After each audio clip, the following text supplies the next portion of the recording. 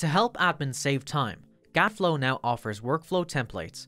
In this video, we'll be going over one of the templates that contains suggested action sets, which can be useful to manage the account of a user who is on vacation. Start off by opening GAT Flow and navigating to the Workflow Templates tab. Then select Modify and choose the Employee Starts Vacation template. When the template is selected, the suggested action set can be previewed before using it. This template can be adjusted to better fit your needs at a later stage. You will have two options after selecting the template. You can use the template and save it as an action set, or use the template in a workflow. If you would like to customize the template and use it later, you should select Use Template as Action Set. In this case, I'll be using it as a workflow. As you can see, the template has already filled in the name and description of the workflow. I'll proceed by clicking Next. Here I'll select the user that will be going on vacation. Once they've been selected, I'll proceed to Actions.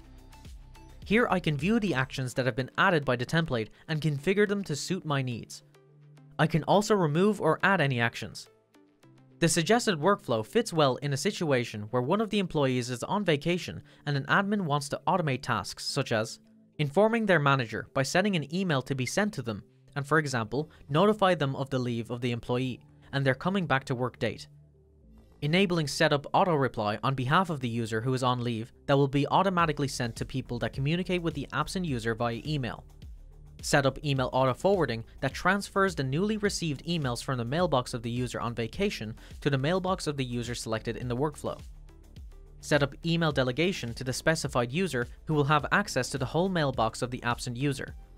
Temporary delegation can be enabled for the number of hours specified in the workflow. The delay workflow action can be used to delay certain actions until the user has returned to work.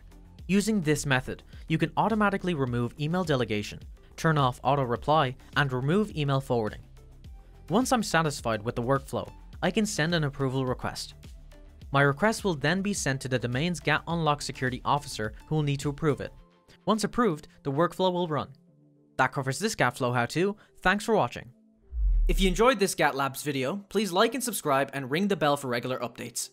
You can also get a free 15-day trial of GAT Plus by following the link in the description.